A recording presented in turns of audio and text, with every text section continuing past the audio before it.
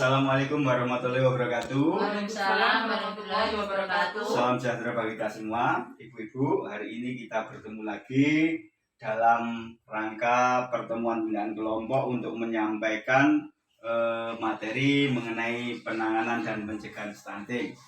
Pada hari ini kita memasuki pada modul ke-6 yang intinya adalah pemanfaatan bantuan sosial dalam pemenuhan gizi anak usia dini dan ibu hamil.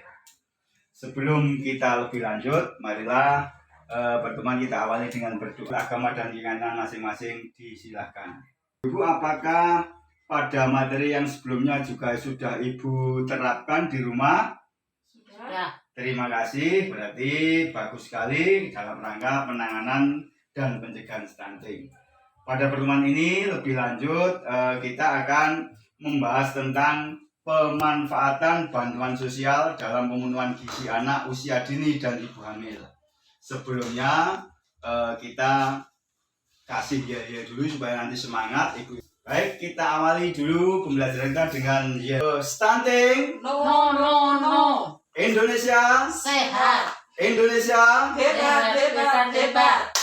bagus, terima kasih. Baiklah, sekarang saya ingin menyampaikan tentang bantuan sosial itu apa.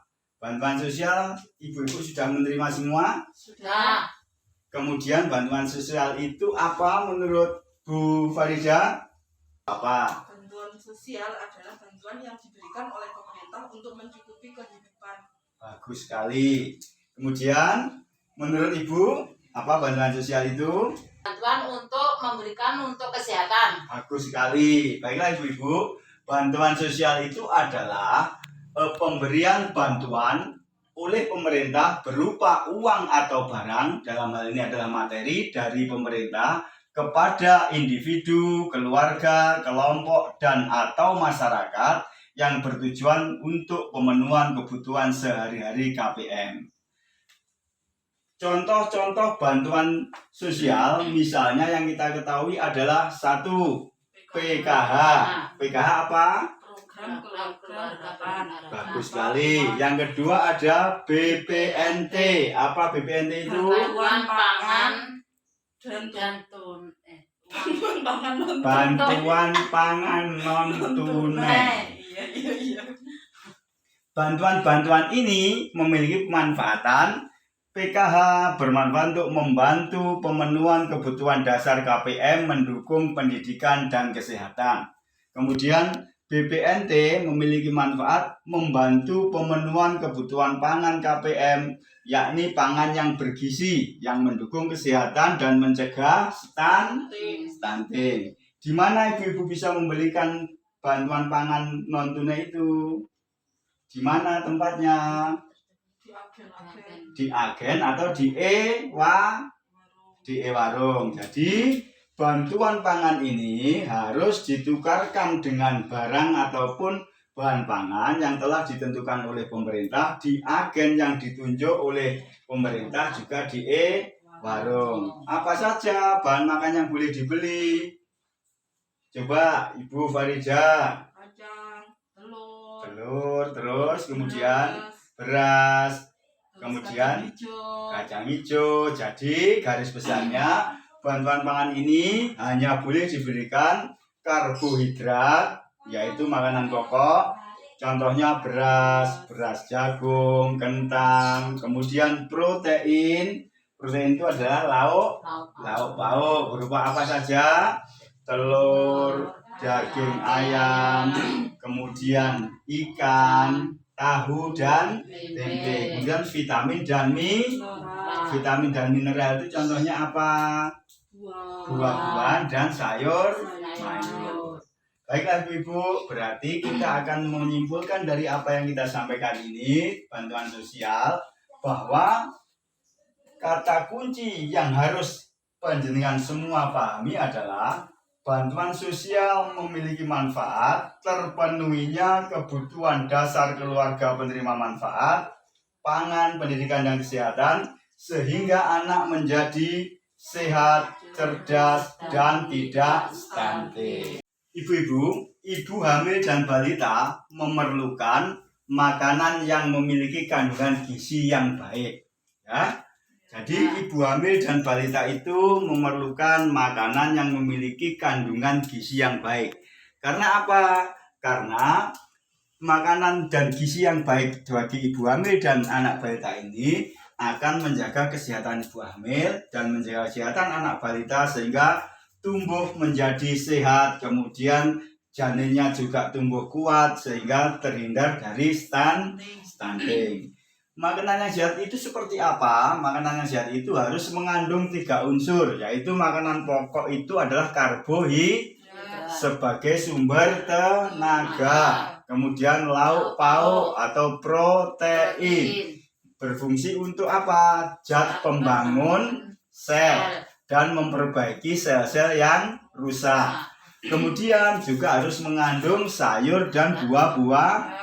Ini disebut dengan vitamin dan mineral. Baiklah, kita bisa mengambil bahan makan itu yang tidak harus mahal. Artinya bergizi tidak harus mahal, tetapi bisa memanfaatkan bahan-bahan yang ada di sekitar rumah. Contohnya apa saja? Di sini kita bisa melihat karbohidrat bisa diperoleh dari nasi, singkong, kemudian jagung. Yang kedua, lauk pauk atau protein bisa diambil dari mana? Telur, daging ayam, ikan dengan memelihara sendiri di kolam sendiri, itu berarti memanfaatkan lingkungan sekitar. Kemudian tahu dan tempe. Dari sini bisa kita ambil kesimpulan bahwa manfaatkan bahan pangan bergizi yang ada di sekitar rumah kita. Kemudian untuk yang kedua, sayur dan buah ini mengandung mineral, vitamin dan mineral. Dari mana saja diperoleh? Yang di sekitar rumah misalnya bayam, kemudian daun singkong, betul. Kemudian yang buah-buahan misalnya apa? Betul, pepaya. Kemudian pisang, kemudian alpukat. Baiklah, sekarang ibu-ibu akan saya beri tugas, saya bagi menjadi 2 kelompok. Nah, masing-masing nanti saya beri 2 kertas untuk mengisi isi piringku sesuai dengan yang telah saya sampaikan. Makanan yang sehat itu kan harus mengandung makanan pokok, kemudian lauk pauk, buah-buahan, dan sayuran. Isi di kertas yang telah saya berikan itu dengan bahan pangan yang ada di sekitar rumah kita, di rumah jenengan, kemudian masukkan ke dalam isi piring ini ke masing-masing kelompok. Berdasarkan hasil diskusi tadi, coba hasilnya dimasukkan ke dalam isi piringku. Yang masuk kelompok lauk makanan pokok mana, lauk pauk mana, buah-buahan mana, dan sayuran mana. Langsung semua ya? Ya, langsung ditempel satu-satu. Bu Farida dulu, monggo.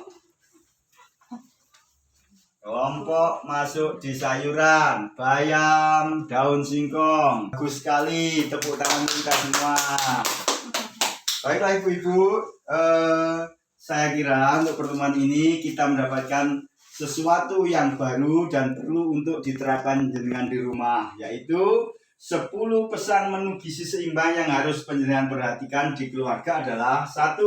Syukuri dan nikmati aneka ragam makanan. Yang kedua, banyak makan buah dan sayur. Ketiga, biasakan konsumsi lauk pauk yang mengandung protein tinggi. Yang keempat, mengkonsumsi makanan pokok yang beraneka ragam. Yang kelima, membatasi konsumsi pangan yang manis, asin, dan berlemak. Yang keenam, biasakan sarapan pagi. Ketujuh, minum air putih cukup dan aman. 8.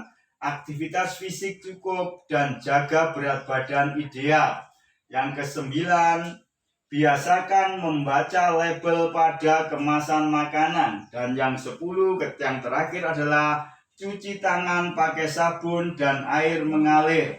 Semuanya ini kita lakukan untuk menjaga kesehatan, terutama kesehatan ibu hamil dan anak balita supaya menjadi sehat, cerdas dan terhindar dari stunting. Baik, terima kasih atas perhatian ibu-ibu semua. Pertemuan kali ini kita akhiri. Sebelum kita tutup, mari kita tutup dengan doa. Berdoa menurut agama dan keyakinan masing-masing, disilahkan.